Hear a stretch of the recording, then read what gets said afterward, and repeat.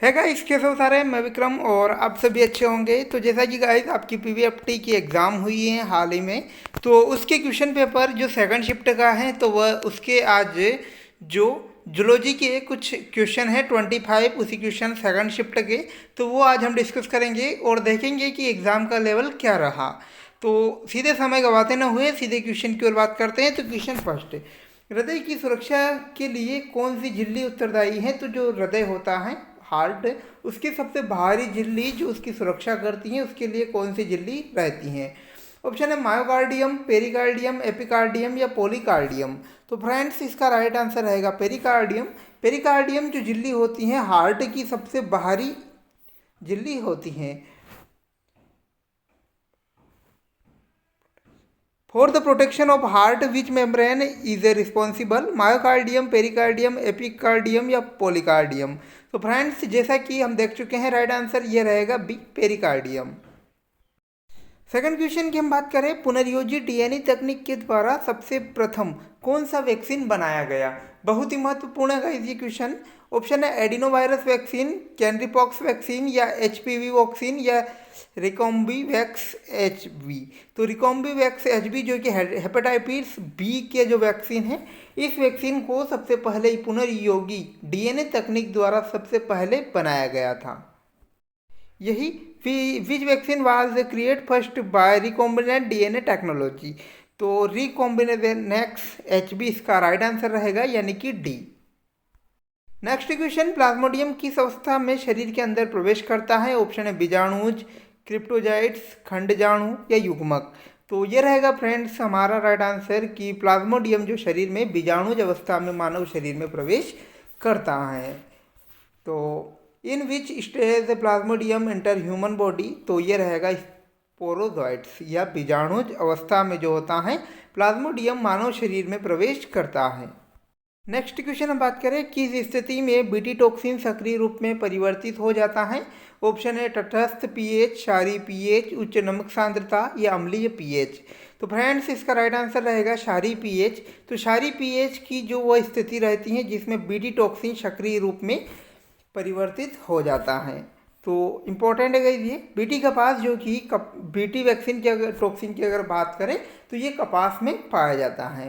तो in which condition BT toxin in convert into active form. तो ये रहेगा अल्काइल पीएच।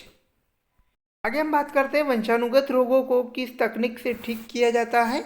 ऑप्शन है जीन चिकित्सा, सूक्ष्म अंतःक्षेपण, चयन मार्कर या प्रतिरूपण या क्लोनिंग।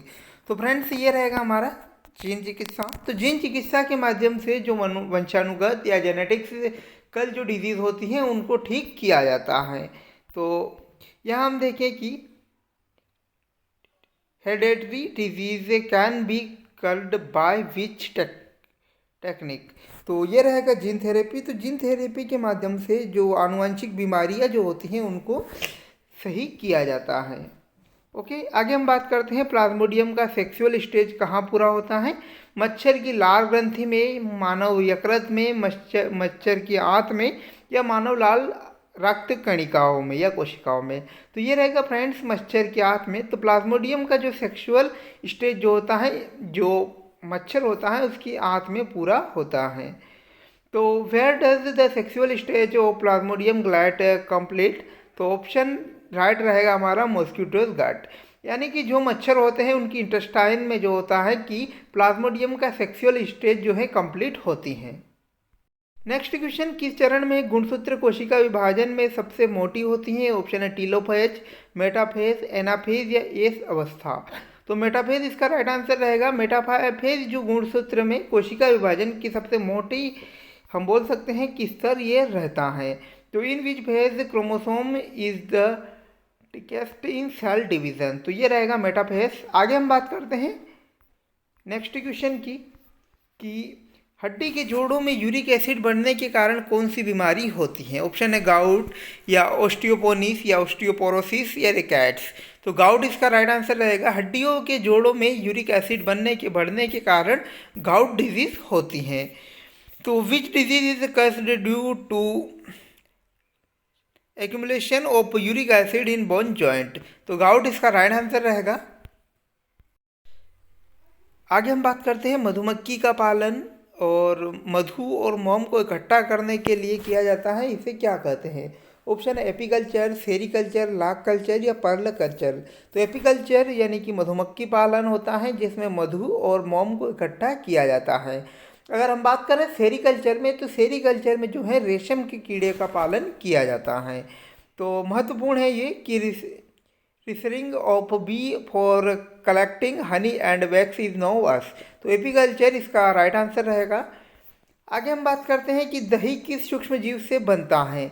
ऑप्शन है लैक्टोबैसिलस बुल्गारिस तथा क्लोस्ट्रिडियम या स्ट्रेप्टोकोकस थर्मोफिलस और कोलेस्ट्रियम या सेक्रोमाइसिस सेरेवस और कोलेस्ट्रियम या लैक्टोबैसिलस बुल्गारिस व स्ट्रेप्टोकोकस थर्मोफिलस।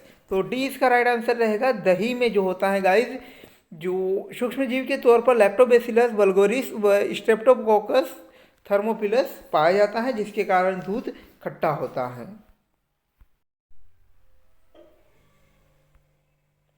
तो friends, yogurt is made from which micro organism. तो ये रहेगा हमारा D right answer, lactobacillus bulgaricus and streptococcus thermophilus. आगे हम बात करते हैं नेक्स्ट क्वेश्चन की ओर। ये है कि स्विस चीज में बड़े बड़े छेद दिखाई देते हैं, इनमें पीछे कौन सा कारण है? ऑप्शन है सल्फर डाइऑक्साइड उत्पादन, हाइड्रोजन उत्पादन, कार्बन डाइऑक्साइड उत्पादन या नाइट्रोजन उत्पादन।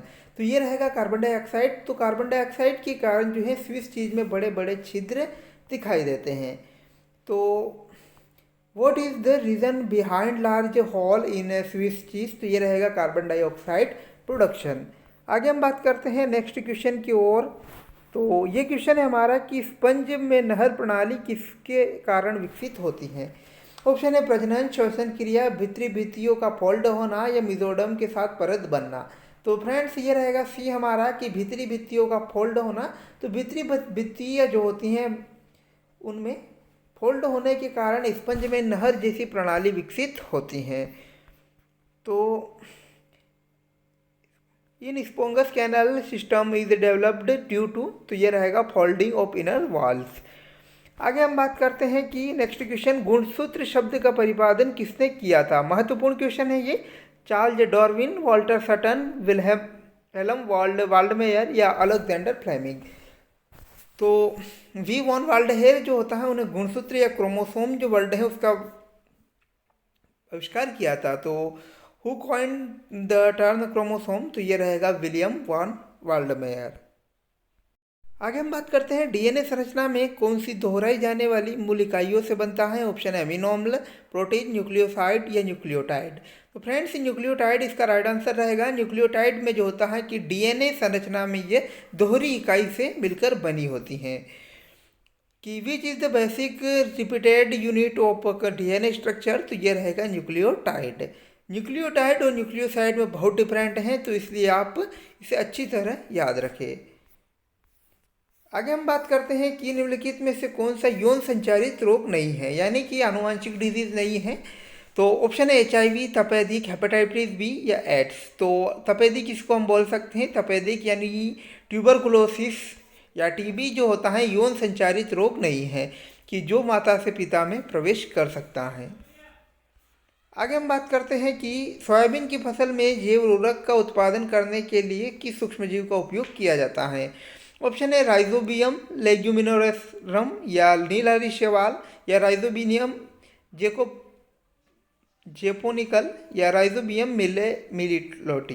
तो ये रहेगा हमारा सी, राइजोबियम जेकोनिकम। तो राइजोबियम जेकोनिकम जो सूक्ष्म या जैव उर्वरक हैं उसका उपयोग सोयाबीन की फसल में किया जाता है।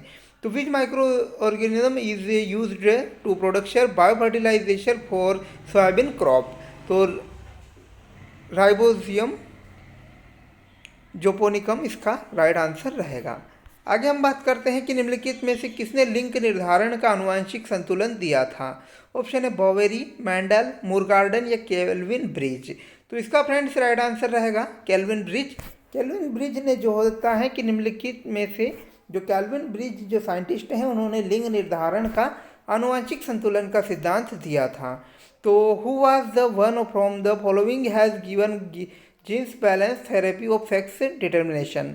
तो केल्विन ब्रिज इसका राइट आंसर रहेगा। आगे हम बात करते हैं सबसे पहले निम्न पौधे का लिंग निर्धारण का अध्ययन किया गया था। ऑप्शन है धतूरा, मैंगीफेरा इंडिका, या मोरिंगा ओलिफेरा, या मेलिड्रनम। तो मेलिड्रम इसका राइट आंसर रहेगा। उसके लिए पौधों में लिंग निर्धारण का अध्ययन किया गया था। तो on which plant sex determination was first studies.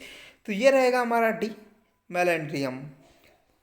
आगे हम बात करते हैं कि पित्ताशय की थैली से पित्त रस से निकलना किस हार्मोन द्वारा नियंत्रित होता है। ऑप्शन है गैस्ट्रीन, सोमेटोस्टेटिन, एंटेरोगेस्ट्रीन, या कोलिसिस्टोकाइनिन। तो कोलिसिस्टोकाइनिन इसका राइट आंसर रहेगा। तो पित्ताशय या गोल ब्लैंडर की थैली से जो पित्त या बाइल जूस जो सिक्रिएट होता है वो कोलिसिस्टोकाइनिन जो हार्मोन्स होता है उसके द्वारा नियंत्रित होता है। तो release of bile juice from gall bladder is controlled by which hormone. तो कोलिसोटोनिन इसका राइट आंसर रहेगा। आगे हम बात करते हैं कि श्वसन संबंधित विकार जिसमें वायुकोशीय दीवारों की क्षति के कारण श्वसन की सतह कम हो जाती है, आमतौर पर धूम्रपान के कारण विकार उत्पन्न होते हैं, इसे विकार को क्या कहते हैं। तो फ्रेंड्स ये रहेगा वात स्फीति, या हम बोल सकते हैं इसको एम्फीसीमा। एम्फीसीमा में क्या होता है कि जो श्वसन संबंधित विकार हैं जिसमें वायुकोशीय दीवारों की क्षति होती है और श्वसन की सतह कम हो जाती हैं। आगे हम बात करते हैं जीरेंटोलॉजी की वह शाखा है जिसमें अध्ययन किया जाता है पुनर्जनन, जीर्णन, तंत्रिका विकार, या भ्रूण का विकास। तो जीर्णन इसका राइट आंसर रहेगा। जीर्णन में जो होता है कि या एजिंग हम बोल सकते हैं, उसमें जेरेंटोलॉजी जो ब्रांच होती है उसमें एजिंग का अध्ययन या स्टडी किया जाता है। आगे हम बात करते हैं कि भारत में लिंगानुपात को कैसे मापा जाता है। तो लड़कों की संख्या प्रति 100 लड़कियों में, या लड़कियों की संख्या प्रति 100 लड़कों में, स्त्रियों की संख्या प्रति 1000 पुरुषों में, या पुरुषों की संख्या प्रति 1000 स्त्रियों में। तो सी इसका राइट आंसर रहेगा। स्त्रियों की जो संख्या होती है उन्हें प्रति 1000 पुरुषों में मापा जाता है। ये भारत में लिंगानुपात को निर्धारित करने की एक इकाई है। तो in India how the sex ratio is measured. तो ये रहेगा नंबर ऑफ फीमेल पर 1000 मेल। आगे हम बात करते हैं जब ऊतक में ऑक्सीजन की आपूर्ति कम होती है तो इसका नैदानिकी शब्द है दमा, ब्रोंकाइटिस, या हाइपोक्सिया, या पल्मोनरी फाइब्रोसिस। तो ये रहेगा हाइपोक्सिया। हाइपोक्सिया में जो होता है कि the clinical term called when there is a low supply of oxygen of tissue. जो और अंग ऊतक होते हैं उनमें ऑक्सीजन की सप्लाई कम होने को जो है हाइपोक्सिया कहा जाता है। आगे हम बात करते हैं छाती में तेज दर्द होने के लिए किस शब्द का प्रयोग किया जाता है। तो ये होगा एंजाइना पेक्टोरिस। एंजोरिना पेक्टोरिस जो होता है उसे छाती में फ्रेंड्स एंजोरिना जो पेक्टोरिस जो होते हैं उसे छाती में तेज दर्द होने के लिए इसे साइंटिफिक लैंग्वेज में इस वर्ड का यूज़ किया जाता है। तो what is the term used for acute chest pain. तो ये रहेगा एंजिना पेक्टोरिस। एंड क्वेश्चन है गाइस हमारा जो आज का जो हम डिस्कस कर रहे थे जूलॉजी की।